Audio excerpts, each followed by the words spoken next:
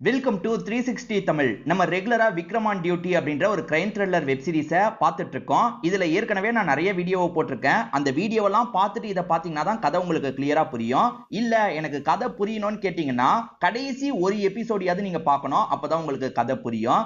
ஏன்னா கடைசி எபிசோடோட முடிவை இந்த எபிசோடோட ஸ்டார்டிங்ல வச்சிருப்பாங்க. நிறைய பேர் ஏன் லேட்டு, சீக்கிரமா போடுங்க போடுங்கன்ற மாதிரி கேட்டுக்கிட்டே இருந்தீங்க. உங்களுக்காக தான் கொண்டு வந்திருக்கேன். இந்த வாரம் எபிசோடு உண்மையிலேயே ரொம்ப இன்ட்ரெஸ்டிங்கா போச்சு. அதாவது முடிவுல வந்து நமக்கு என்ன ஆகுதுன்றத காட்டாம முடிப்பாங்கல்ல, அந்த மாதிரி தான் முடிச்சிருப்பாங்க. எனக்கு இன்ட்ரெஸ்டிங்கா இருந்த மாதிரி உங்களுக்கும் இருக்கும்னு நம்புறேன். எக்ஸ்பிளனேஷனுக்குள்ள போறதுக்கு முன்னாடி வீடியோக்கு ஒரு லைக் போடுங்க. இந்த எக்ஸ்பிளனேஷன் பிடிச்சிருந்ததுன்னா ஐப்ன்ற ஆப்ஷனை கிளிக் பண்ணி சப்போர்ட் பண்ணுங்க. மேற்கொண்டு பேசி டைம் வேஸ்ட் பண்ணாம நம்ம நேரடியா எக்ஸ்பிளனேஷனுக்குள்ள போயிடலாம். கடைசி எபிசோட்ல திருட்டு கும்பல் வேற ஒரு வீட்ல கைவரிசையா காமிச்சிருப்பாங்க. ஆனா நம்ம ஹீரோ உசாரா என்ன பண்ணிருப்பாருன்னா அங்கேயும் ஆளுங்களை செட் பண்ணிருப்பாரு. அந்த ஆளுங்க அந்த திருட்டு கும்பல் திருடின எல்லாத்தையும் கவனிச்சுட்டு தான் இருந்திருப்பாங்க. நீங்க எதுவும் பண்ணாதீங்க, அவனுங்க போகட்டும், அவங்க இடத்துல வச்சு அவங்கள பிடிக்கணும்ன்ற மாதிரி விக்ரம் சொல்லிட்டு இருக்காரு. இப்ப விக்ரம் டீமோட அந்த இடத்துக்கு கிளம்பிட்டு இருக்காரு. போலீஸுங்க இருக்காங்கல்ல, அந்த கேங்குக்கே தெரியாம அந்த கேங்கோட வேனை ஃபாலோ பண்ணிட்டு இருக்காங்க. அவனுங்க எல்லாருமே உடம்புல ஏதோ ஒரு சாயம் மாதிரி பூசிட்டு தான் திருட்டு வேலை எல்லாம் பண்ணுவாங்க. இப்ப அந்த சாயம் எல்லாத்தையும் கிளியர் பண்றாங்க. ஏன்னா செக் போஸ்ட் வரும்ல, அங்க நார்மலா தான் தெரியணும்ன்றதுக்காக இப்படி பண்ணிட்டு இருக்காங்க. இப்ப ஏறக்குறைய செக் போஸ்ட் வருது. அங்க இருக்க போலீஸுங்களுக்கு இவங்க திருடன்றது தெரியும். இருந்தாலும் வேணும்ட்டே விக்ரம் விட சொன்னதுனால விடுறாங்க.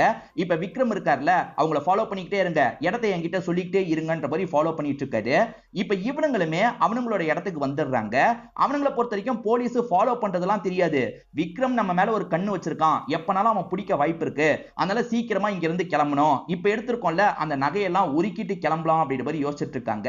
இப்ப விக்ரமோட ஆளுங்க போலாமான்ற மாதிரி கேக்குறாங்க. இல்ல இல்ல, ஒரு விஷயம் நடக்கும், அப்ப போலான்ற மாதிரி சொல்றாரு. இந்த திருடனுங்க உருக்குறதுக்காக வந்துடுறாங்கல்ல, நெருப்பை வச்சு உருக்கிட்டு இருக்காங்க. இந்த திருடனுங்க உருக்கலாம் நினைக்கும் போது கருப்பு கலர்ல புகையா வந்துட்டு இருக்கு. என்ன இப்படி புகை வருதுன்னு யோசிக்கும் போது இந்த கூட்டத்துல இருக்க ஒருத்தன் இருக்கான்ல, இது ஃபேக்கான நகைன்ற மாதிரி சொல்றான். இந்த கருப்பு புகை வந்ததுல இவனுங்க கொஞ்சம் தடுமாறுறாங்கல்ல, இப்ப போலான்ற மாதிரி விக்ரம் சொல்றாரு. இப்ப விக்ரமோ டீமோ வேகமா உள்ள வந்துட்டு இருக்காங்க. அவனுங்க கதவெல்லாம் லாக் பண்ணி வச்சிருக்காங்கல்ல, உசாராயிடுறாங்க, இங்க இருந்து கிளம்பணும்ன்ற மாதிரி யோசிச்சுட்டு இருக்காங்க. அப்ப கதவு உடைச்ச மாதிரி விக்ரமோ டீமோ இந்த இடத்துக்கு வந்துடுறாங்க. ஒருத்தனையும் விடாதீங்க, புடிங்கன்ற மாதிரி விக்ரம் சொல்றாரு. கூட வந்த ஆளுங்க இருக்காங்கல்ல, அவனுங்களெல்லாம் லாக் பண்ணிட்டு இருக்காங்க. இப்பதான் ஒரு விஷயத்தை நமக்கு ரிவீல் பண்றாங்க. அது என்னன்னா, அவனுங்க 2 வீட்டை டார்கெட் பண்ணிருக்காங்கன்றத விக்ரம் கெஸ் பண்ணிருப்பாரு. நம்ம ஒரு வீட்ல இருப்போம், அப்ப இன்னொரு வீட்ல தான் திருட்டு வேலையை பண்ணுவாங்கன்ற மாதிரி முடிவு எடுத்திருப்பாரு. ஏற்கனவே அந்த வீட்டோட ஓனர் கிட்ட இவர் பேசியிருப்பாரு, உங்க வீட்டுக்கு திருடுறதுக்காக வருவாங்கன்ற மாதிரி சொல்றாரு. அவரு ரொம்ப பயப்படுறாரு, என்னால வீட்ல இருக்க முடியாது சார்னு சொல்றாரு. இல்ல இல்ல, நீங்க வீட்ல இருங்க, உங்களை எதுவுமே பண்ண மாட்டான், நான் சொல்ற நகையை நீங்க வீட்ல வச்சிருங்க, உங்க உண்மையான நகையை நீங்க எடுத்து வச்சுக்கோங்கன்ற மாதிரி சொல்றாரு. சரி ஓகேன்ற மாதிரி அந்த வீட்டோட ஓனர் இருக்கார்ல, இவரு தந்த நகையை தான் பீரோலாம் வச்சிருப்பாரு. அந்த நகை ஃபேக்கான நகையா இருக்கும், ஒரு புகை வர மாதிரி செட் பண்ணிருப்பாரு. இப்ப புகை வந்ததுல அவனுங்க தடுமாறிட்டு இருக்கும்போது விக்ரமோ டீமோ உள்ள வந்து சம்பந்தப்பட்ட எல்லாரையும் லாக் பண்ணிடுறாங்க. ஆக்சுவலா இதுக்கு முன்னாடி அவனுங்க திருடின நகைலாம் இந்த ஸ்பாட்ல இல்லவே இல்ல. அந்த நகையெல்லாம் ஏற்கனவே எங்கேயோ மறைச்சு வச்சிருக்காங்க போல. இப்ப ஹீரோ இருக்காரு பாத்தீங்களா, அந்த டீமை புடிச்சிட்டன்ற மாதிரிலாம் மேல் இடத்துல தகவலை பாஸ் பண்ணிட்டாரு. ஆனா இதுக்கு முன்னாடி திருடின நகையெல்லாம் எங்க வச்சிருக்காங்கன்றது தெரியல, எங்க வச்சிருக்க வாய்ப்பு இருக்குன்ற மாதிரிலாம் யோசிக்கிறாரு. அவனுங்க ரூம் எல்லாம் செக் பண்ணி பார்த்தா எதாவது கிடைக்கும்ன்ற மாதிரி யோசிக்கிறாரு. இப்ப ஹீரோவும் டீமோ சேர்ந்த மாதிரி செக் பண்ணி பார்த்துட்டு இருக்காங்க. அப்படி செக் பண்ணும் போதுதான் அவனுங்க பேர்ல இல்லாம ஃபேக்கான பேர்ல இவனுங்க பேங்க்ல அக்கவுண்ட் வச்சிருக்கிறது தெரிய வருது. அதுதான் அவங்களோட உண்மையான அடையாளம் இல்லாம வேற ஒரு அடையாளத்துல அக்கவுண்ட் வச்சிருக்கிறது தெரிய வருது. சொல்ல முடியாது, இவனுங்க நகை பத்திரமா இருக்கணும்ன்றதுக்காக லாக்கர்ல கூட வச்சிருக்க வாய்ப்பு இருக்குன்ற மாதிரி சொல்றாரு. லாக்கர்ல போய் வச்சிருப்பாங்களான்ற மாதிரி போலீஸுங்க யோசிக்கிறாங்க. இவருமே லாக்கரை செக் பண்ணலான்ற மாதிரி சொல்றாரு. செக் பண்ணி பார்க்கும்போது லாக்கருக்குள்ள தான் நகையை வச்சிருக்காங்கன்றது தெரிய வருது. இப்ப ஹீரோவும் டீமோ கமிஷனரை பார்க்கறதுக்காக வந்துடுறாங்க. சார், இது வரைக்கும் திருடின எல்லா நகையும் பிஸ்கெட்டா மாத்தி இந்த பேங்க்ல தான் வச்சிருந்தாங்க சார், எல்லாத்தையும் கைப்பற்றியாச்சு அப்படின்ற மாதிரி தந்துட்டு இருக்காங்க. இப்ப கமிஷனரும் ஹீரோவை பயங்கரமா பாராட்டிட்டு இருக்காரு. இப்ப அப்படியே கட் பண்ணி வேற ஒரு சீனை காட்டுறாங்க. அதாவது ஹீரோவோட பேரண்ட்ஸ் வேதாவோட ஃபேமிலி கிட்ட பேசி கல்யாணத்தை ஃபிக்ஸ் பண்ணிடலான்ற மாதிரி முடிவு பண்ணிருப்பாங்க. இவர் போலீஸ்ன்றது வேதாக்கும் வேதாவோட அப்பாக்கும் சொல்லல. அதாவது இவர் ஐடி கம்பெனில வேலை பார்க்குற மாதிரி இவங்களும் கல்யாண விஷயமா பேசுறாங்க. கல்யாண விஷயமும் பேசி முடிச்சாச்சு. இப்ப ரமேஷ் அப்படின்ற ஒரு நபரை காட்டுறாங்க. இவர் அடிக்கடி கோர்ட் வாசலுக்கு வருவாரு போல. அதாவது கோர்ட்ல இவரோட கேஸ் ஒண்ணு நடந்துட்டு இருக்கு, அது விஷயமா வருவாரு போல. சார், நீங்க வரது வேஸ்ட் சார், டைமை வேஸ்ட் பண்ணிட்டு இருக்கீங்கன்ற மாதிரி அங்க கடை வச்சிருக்க ஒரு அண்ணன் சொல்றாரு. அதெல்லாம் இவர் பெருசா கண்டுக்க மாட்டாரு. இப்ப இவர் என்ன பண்றாருன்னா பேக்ல இருந்து பொண்ணோட போட்டோவை எடுக்கிறாரு. இந்த பொண்ணோட பேரு சரஸ்வதி அப்படின்றது. இந்த பொண்ணு இறந்து போயிட்டாங்க போல. இந்த பொண்ணு இறந்து போனதுக்கு நீதி வாங்குறதுக்கு ட்ரை பண்ணிருப்பாரு. நீதி கிடைக்கிற மாதிரியே இல்லல. சடனா இவர் மேல பெட்ரோலை ஊத்துறாரு, கொளுத்திக்கிறாரு. இத பாக்குற எல்லாருமே ஷாக் ஆகுறாங்க. ஐயோ இப்படி பண்ணிக்கிட்டாரே அப்படின்ற மாதிரிலாம் யோசிக்கிறாங்க. இங்க ஒரு எபிசோட நமக்கு முடிக்கிறாங்க. விக்ரம்க்கும் வேதாக்கும் கல்யாணம் ஃபிக்ஸ் ஆயிடுச்சு பாத்தீங்களா? பட்டுப்புடவை எடுக்கிறதுக்காக வந்திருக்காங்க. இவரை பொறுத்த வரைக்கும் ரொம்ப சிக்கனம் பாக்குறவரா இருப்பாரு. வேதா பாட்டுக்கு 50,000 ரூபாயில சாரி எடுக்கிறாங்க. இதெல்லாம் பாக்குறவரு ஷாக் ஆகுறாரு. அம்மா 50,000 ரூபாயில சாரி வேணுமான்ற மாதிரி கேக்குறாரு.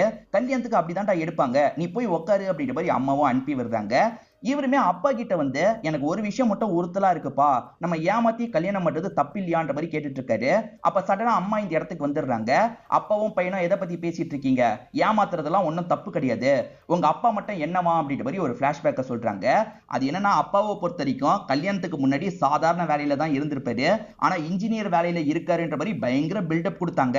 கல்யாணம் பண்ணி வச்சதுக்கு அப்புறம் தான் எனக்கு உண்மை தெரிஞ்சது, நான் என்ன கோவப்பட்டு விட்டுட்டா போயிட்டேன், அதெல்லாம் ஒண்ணும் கிடையாது, கல்யாணத்துக்கு அப்புறம் நீ சொல்லு சரி ஆயிடும்ன்ற மாதிரி சொல்றாங்க. அப்ப வேதா இந்த இடத்துக்கு வந்துடுறாங்க. 2 சாரியை எடுத்திருக்கேன், நான் வந்து ட்ரையல் பார்த்துட்டு வரேன்ற மாதிரிலாம் சொல்றாங்க. அப்பன்னு பார்த்து விக்ரம்க்கு ஒரு தகவல் கிடைக்குது. வாங்கன்னு கூப்பிடுறாங்க போல. விக்ரம் கிளம்பிடுறாரு. இவங்க விக்ரம்க்கு சாரியை காட்டலாம்னு நினைக்கும் போது விக்ரம் இல்லன்றது தெரிய வருது. வேலை வந்துருச்சுமா கிளம்பி போயிட்டான்ற மாதிரி மாமனார் சொல்றாரு. அதாவது வருங்கால மாமனார் சொல்றாரு. எப்ப பாரு இப்படிதான் இவன் போயிடுறான் அப்படின்ற மாதிரி இவங்களுமே அம்மா கிட்ட சொல்லிட்டு இருக்காங்க. ஆக்சுவலா ரமேஷ்னு ஒரு நபர் இறந்து போனாரு பாத்தீங்களா, அந்த கேஸ விக்ரம ஹேண்டில் பண்ண வைக்கலான்றதுக்காக தான் கமிஷனர் கூப்பிட்டிருக்காரு. அது என்ன கேஸ்ன்னு பாத்தீங்கன்னா, ரமேஷை பொறுத்த வரைக்கும் சரஸ்வதின்ற ஒரு பொண்ணு இருந்திருப்பாங்க. அந்த பொண்ணு நீட் எக்ஸாம்ல ஃபெயில் ஆயிருப்பாங்க. இவங்களை விட மோசமா படிக்கிற நந்தினின்ற ஒரு பொண்ணு இருக்கா பாத்தீங்களா, நீட் எக்ஸாம கிளியர் பண்ணிருப்பா. சோ இதுல ஏதோ ஸ்கேம் நடந்திருக்குன்ற மாதிரி அந்த பொண்ணு நினைச்சிருப்பா. அந்த பொண்ணு பயங்கரமா போராடி இருப்பா. ஒரு ஸ்டேஜ்ல தற்கொலை பண்ணி இறந்து போயிருப்பா. சரி பொண்ணுக்கு இப்படி நடந்துருச்சு, நம்ம நியாயத்தை வாங்கி தரணும்னு அப்பா போராடி இருப்பாரு. எதுவுமே பண்ண முடியல, அதனால அப்பா இந்த முடிவை எடுத்திருக்காரு. விக்ரம், அந்த எக்ஸாம்ல ஸ்கேம் நடந்ததா இல்லையான்றதை நீ தான் கண்டுபிடிக்கணும், சீக்கிரமா இந்த கேஸை சால்வ் பண்ணு அப்படின்ற மாதிரி கமிஷனர் சொல்றாரு. சரி ஓகே சார் நான் பாத்துக்கிறேன் அப்படின்ற மாதிரி இவருமே இந்த இடத்துல ஏத்துக்கிறாரு. ஃபுல்லா அனலைஸ் பண்ணி சொல்லுன்ற மாதிரி அலி கிட்ட சொல்லியிருப்பாரு. இப்ப அலி இருக்காரு பாத்தீங்களா, சேகரிச்ச எல்லா தகவலையும் சொல்லிட்டு இருக்காரு. அந்த எக்ஸாம்ல வெறும் 1 மார்க் விஷயத்துல வந்து அவங்களுக்கு சீட்டு கிடைக்காம போயிருக்கும். அதாவது டாக்டர் சீட்டு கிடைக்காம போயிருக்கும். ஸ்கூல்ல இருந்து எல்லாத்திலயும் ஃபர்ஸ்ட் ரேங்க் தான் இந்த சரஸ்வதி பொண்ணு வாங்கியிருக்கா சார். அப்படியே ஆப்போசிட் தான் நந்தினி. நந்தினியை பொறுத்த வரைக்கும் ஸ்கூல் டெஸ்ட்ல பாஸ் ஆவறதே கஷ்டம், ஆனா அவ நீட் எக்ஸாம கிளியர் பண்ணிருக்கா. இதனால தான் சரஸ்வதி ரொம்ப ஆச்சரியப்பட்டிருக்கா சார். 2 பேருமே ஒரே ஸ்கூல்ல படிச்சவங்க தான் அப்படின்ற மாதிரிலாம் சொல்லிட்டு இருக்காரு. ஸ்கூல்ல வச்சே இந்த 2 பொண்ணுங்களுக்கு கிளாஷ் மாதிரிலாம் ஏற்பட்டிருக்கும். அது என்னன்னா, சரஸ்வதியை பொறுத்த வரைக்கும் டாக்டர் ஆகணும்ன்ற மாதிரி ரொம்ப ஆசை இருக்கும். நான் எப்படியாவது டாக்டர் ஆயிடுவேன்ற மாதிரி ஃப்ரெண்ட்ஸுங்க கிட்ட பேசிட்டு இருந்திருப்பா. அந்த இடத்துக்கு வர நந்தினி இருக்கால, நீ டாக்டர் ஆகுறியோ இல்லையோ, ஆனா நான் டாக்டர் ஆயிடுவேன், நீ கஷ்டப்பட்டு தான் டாக்டர் ஆவ, ஆனா என்னோட அப்பா எனக்கு ஹெல்ப் பண்ணி டாக்டரா மாத்திருவாருன்ற மாதிரிலாம் பேசியிருப்பா. அதுக்கப்புறம் தான் 2 பேருமே நீட் எக்ஸாம்லாம் எழுதியிருப்பாங்க. பார்த்தா அந்த பொண்ணு செலக்ட் ஆயிருப்பா. நந்தினி ஏதோ ஏமாத்து வேலை பண்ணிருக்கான்ற மாதிரி சரஸ்வதி நிறைய போராடி இருப்பாங்க. ஒரு ஸ்டேஜ்ல கிவ் அப் பண்ணி அவங்களோட உயிரை விட்டுருப்பாங்க. அதுக்கப்புறம் தான் அப்பா போராட ஆரம்பிச்சிருப்பாரு. போராடுற அப்பாவை அடிக்கடி நந்தினியோட அப்பா மிரட்ட வேற செஞ்சிருக்காரு போல. சரி முதல்ல நந்தினியோட அப்பாவை வர வைங்கன்ற மாதிரி விக்ரம் சொல்றாரு. இப்ப அடுத்த ஷாட்டே நந்தினி அப்பா வந்த மாதிரி நமக்கு காட்டுறாங்க. அவருமே சார் பேசலாம் சார் அப்படின்ற மாதிரி சொல்றாரு. ஆனா விக்ரம் வேணும்ட்டே 1 மணி நேரத்துக்கு மேல சும்மா இருக்க வைக்கிறாரு. அவரு நிறைய விஷயத்தை ஏற்கனவே ப்ரிப்பேர் பண்ணிட்டு வந்திருக்காரு போல. அது எல்லாத்தையும் வேகமா விக்ரம் கிட்ட சொல்ல பாக்குறாரு. நான் கேட்கிற கேள்விக்கு பதில் சொன்னா மட்டும் போதும், நீங்க சொல்ல வரதெல்லாம் சொல்ல தேவையில்லை அப்படின்ற மாதிரி வேணும்ட்டே நிக்க வச்சுக்கிட்டே இருக்காரு. இப்ப என்ன கேட்கிறாருன்னா, உங்க பொண்ணு நந்தினி எந்த இடத்துல எக்ஸாம் எழுதினாங்கன்ற மாதிரி கேட்கிறாரு. அந்த இடம் கூட இவருக்கு தெரிய மாட்டேங்குது. இவர் பயங்கரமா திணறிட்டு இருக்காரு. இது சார்ந்து, அதாவது எக்ஸாம் சார்ந்து நிறைய கேள்வி கேட்கும் போது இந்த அப்பா சொதப்புறாரு. சரி நான் கேட்க வேண்டியதெல்லாம் கேட்டுட்டேன், நீங்க கிளம்புங்கன்னு சொல்றாரு. அந்த அப்பா கொஞ்சம் குழம்புன மாதிரி இங்க இருந்து கிளம்புறாரு. எதுக்கு சார் அனுப்பி விட்டுட்டீங்கன்ற மாதிரி டீமை சேர்ந்தவங்க கேட்கறாங்க. அவர் ஏற்கனவே சொல்ல வந்ததை சொல்லிட்டு போலான்ற மாதிரி ஒரு ஐடியால தான் வந்திருக்காரு. அதனால தான் வேற சில கேள்வி கேட்டேன். சாதாரண கேள்விக்கு அவ்வளவு திணறாரு. சரஸ்வதியோட அப்பா கிட்ட கேட்டிருந்தா பதில் ஸ்பீடா வந்திருக்கும். இவர்கிட்ட பதில் வரல. கண்டிப்பா இவர் ஏதோ தப்பு பண்ணிருக்காரு அப்படின்ற மாதிரிலாம் டீம் கிட்ட சொல்லிட்டாரு. இப்போ ஒரு சின்ன பையனை நமக்கு காட்டுறாங்க. இந்த சின்ன பையனோட அப்பாவை தான் நம்ம ஹீரோ தெரியாம சாவடிச்சிருப்பாரு. அதாவது வேற ஒருத்தனை ஷூட் பண்றதுக்கு பதிலா இந்த சின்ன பையனோட அப்பாவை ஷூட் பண்ணிருப்பாரு. இந்த பையனோட பாட்டி இருக்காங்கல்ல, ஹீரோக்கு எதிராக கேஸ் எல்லாம் போட்டிருப்பாங்க. இந்த பையன் இங்கிலீஷ் படிச்சிட்டு இருக்கும் போது பாட்டி சந்தோஷப்படுறாங்க. சூப்பரா இங்கிலீஷ் படிக்கிற, பாட்டிக்கும் சொல்லித்தா அப்படின்ற மாதிரி கேட்கறாங்க. கண்டிப்பா சொல்லித்தரேன் அப்படின்ற மாதிரி இந்த சின்ன பையன் இருக்கான் பாத்தீங்களா, சில வேர்ட் எல்லாம் சொல்லி தந்து சொல்லுங்க சொல்லுங்கன்ற மாதிரிலாம் கேட்டுட்டு இருக்கான். இவங்களுமே பேரங்கிட்ட ரொம்ப கொஞ்சம் விளையாடிட்டு இருக்காங்க. இத பார்க்காம நீ போய் சேர்ந்துட்டியே அப்படின்ற மாதிரி பையனோட போட்டோவை பார்த்து ஃபீல் பண்றாங்க. இதுக்கெல்லாம் காரணம் அந்த விக்ரம் தான். அந்த விக்ரம் ஏதாவது பண்ணுவேன்ற மாதிரி கோவமும் படுறாங்க. ஆக்சுவலா ரமேஷ் எரிஞ்சு போனாரு பாத்தீங்களா, அவரோட பாடியை பார்க்கறதுக்காக தான் வந்திருக்காங்க. இதை தாண்டி அந்த சமயம் அவர்கிட்ட சில பொருள் இருந்தது பாத்தீங்களா, அந்த பொருள் எல்லாத்தையும் செக் பண்ணலான்ற மாதிரி இவங்க செக் பண்ணிட்டு இருக்காங்க. அப்படி செக் பண்ணும் போது தான் அவரோட பேக்கே மிஸ் ஆகுறது இவங்களுக்கு தெரிய வருது.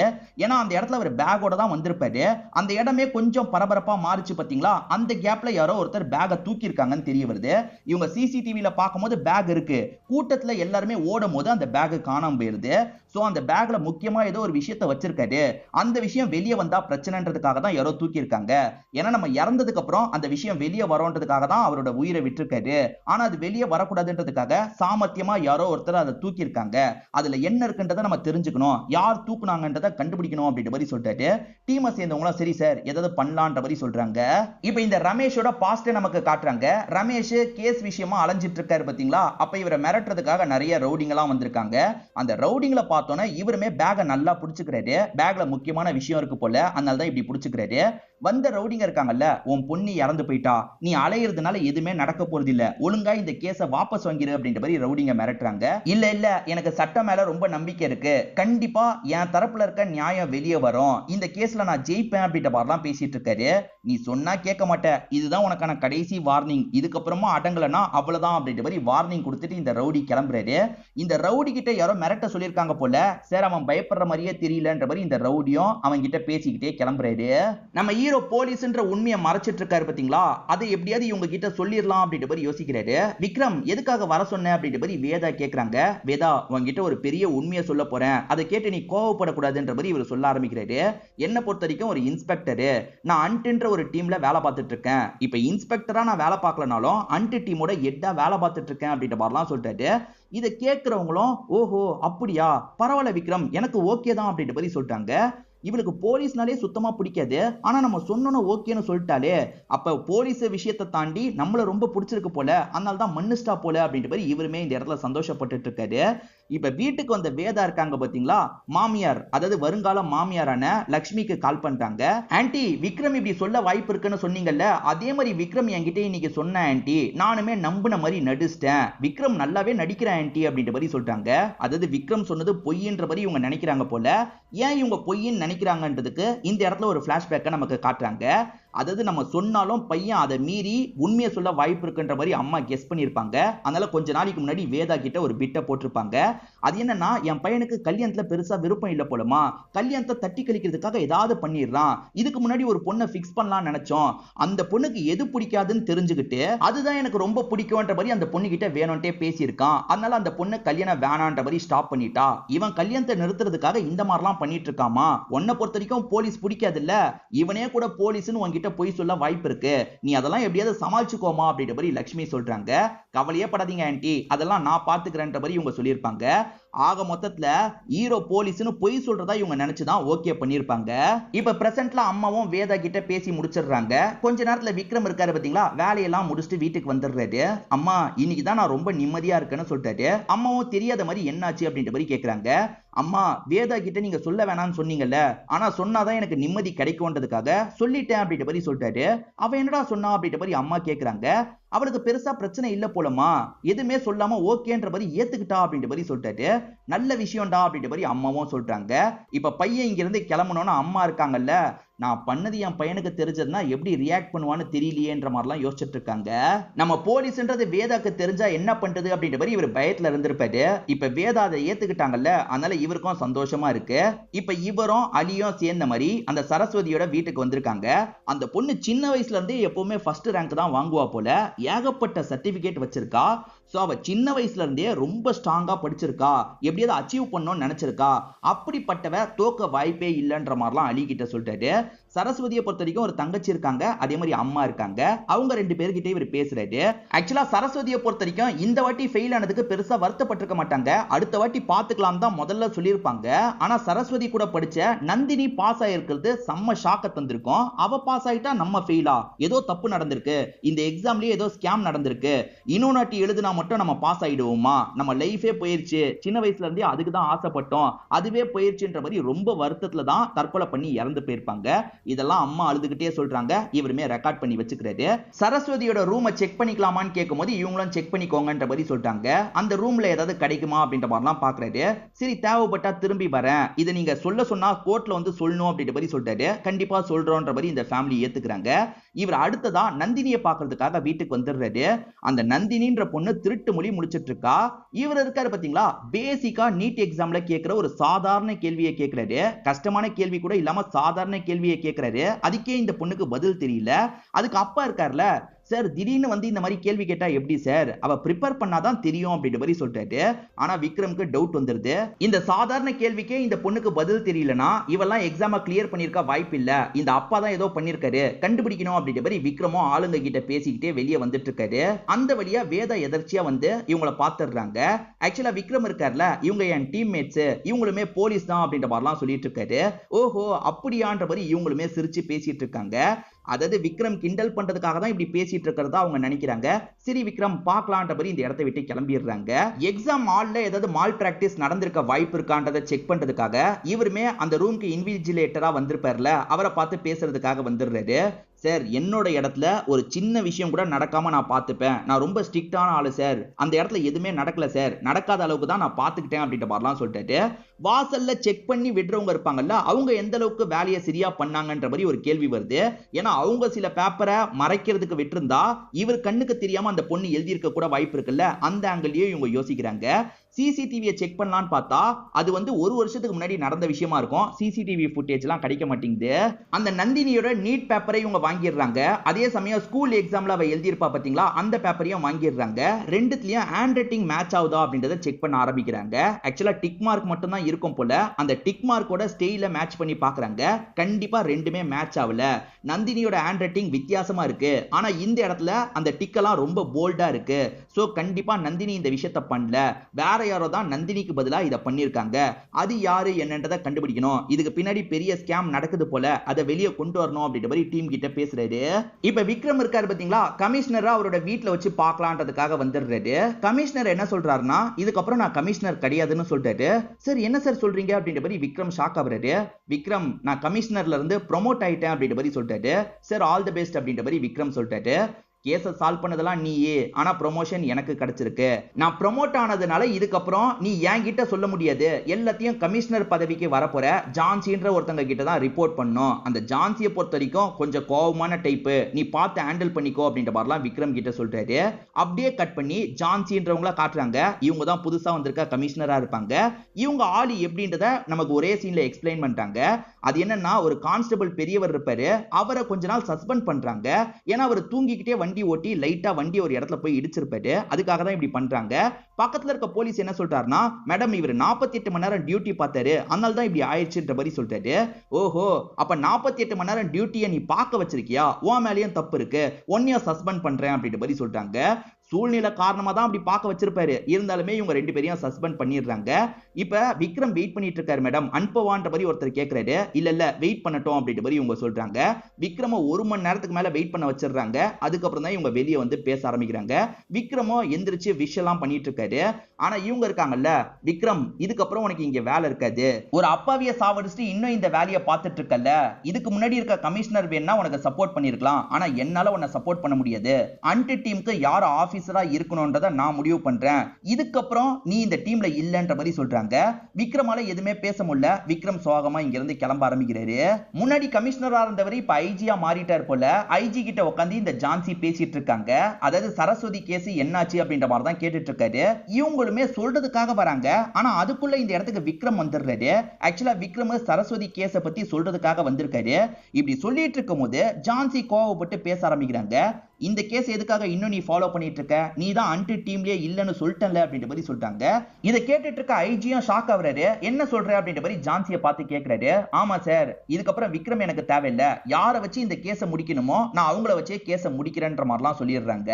இப்போ ஒரு திருட்டு கும்பலை நமக்கு காட்டுறாங்க. இவனுங்க எல்லாருமே ஜாலியா பேசிக்கிட்டே ஒரு இடத்துல சீட்டாட்டம் ஆடிட்டு இருக்காங்க. அப்பன்னு பார்த்து அந்த இடத்துக்கு ஒரு போலீஸ் வராரு. இந்த போலீஸ்க்கு நம்ம ஒரு பேரை வச்சிடலாம். இவரோட பேரு கணேஷ்னு வச்சுக்கலாம். இந்த கணேஷ் இவங்க இருக்கிறது தெரிஞ்சுதான் இந்த இடத்துக்கு வந்திருக்காரு. இவங்கள லாக் பண்ணிடுறாரு. ஆக்சுவலா ஜான்சி வேற யாரையாவது அன்ட்டோட ஹெட்டா போடலாம் நினைச்சாங்க பாத்தீங்களா, இந்த கணேஷ ஹெட்டா போடலான்னு முடிவு பண்ணிடுறாங்க. சரஸ்வதி கேஸ நீ தான் ஹேண்டில் பண்ண போறன்ற மாதிரி சொல்றாங்க.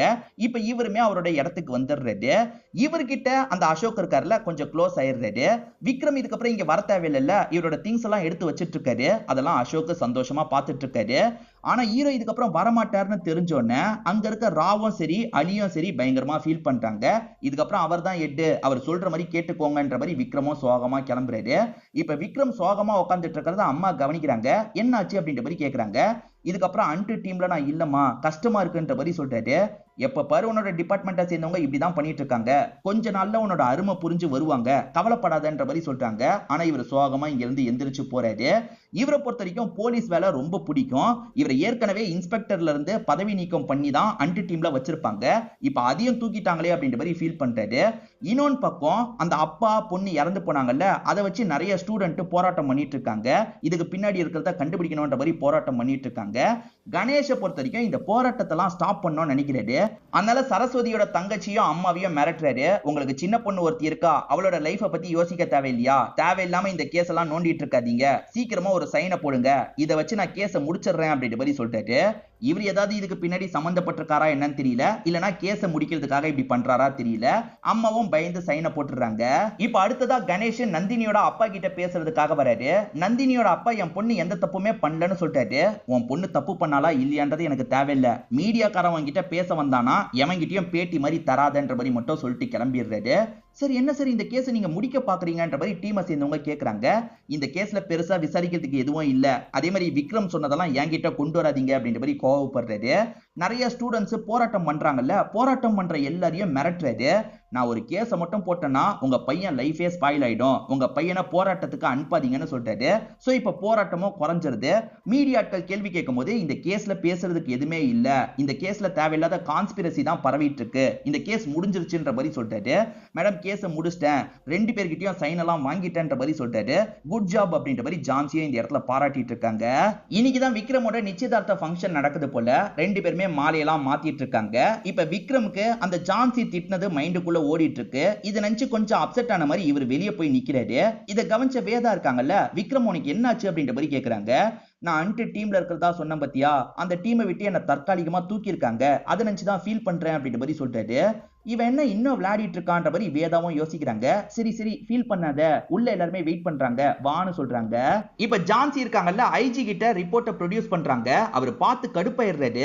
இது நம்புற மாதிரியே கிடையாது, நீ என்னதான் விசாரணை பண்ண, கணேஷ வச்சு என்ன விசாரணை பண்ண, உன் ஈகோக்காக நான் விட்டுட்டேன், ஆனா விக்ரம் தான் இந்த கேஸை சால்வ் பண்றதுக்கு சரியான ஆளு. இப்போ உன்னோட சீனியரா நான் சொல்றேன், விக்ரம திரும்பி இந்த கேஸ்ல நீ கொண்டு வரணும். விக்ரம் கிட்ட நீயே போய் பேசுவியோ என்ன பண்ணுவியோ எனக்கு தெரியாது, கண்டிப்பா விக்ரம் இந்த கேஸை விசாரிக்கிறதுக்கு வரணும்ன்ற மாதிரி சொல்லிட்டாரு. இவங்களுக்கு என்ன பண்றதுன்னு தெரிய மாட்டேங்குது. ஓகேன்ற மாதிரி இந்த இடத்துல ஏத்துக்கிறாங்க. அடுத்த வாரத்தோட ட்ரெய்லரை மட்டும் காட்டுவாங்கல்ல, அதுல ஜான்சி விக்ரம பாக்குறதுக்காக போறாங்க. விக்ரம் கிட்ட நீ திரும்பி வந்து இந்த கேஸை விசாரிக்கணும்ன்ற மாதிரி கேக்குறாங்க. இதோடயே நமக்கு முடிச்சிடுறாங்க. சோ அடுத்த வாரம் தான் முடிவு என்னன்றது நமக்கு தெரியும். இந்த வாரத்துக்கான எபிசோடு உங்க எல்லாருக்குமே பிடிச்சிருக்கும்னு நம்புறேன். இந்த வீடியோ உங்களுக்கு பிடிச்சிருந்ததுன்னா லைக் பண்ணுங்க, கமெண்ட் பண்ணுங்க, மறக்காம 360 தமிழ் சேனலை சப்ஸ்கிரைப் பண்ணுங்க. தொடர்ச்சியா இந்த மாதிரி வீடியோக்கள் வந்துகிட்டே தான் இருக்கும்.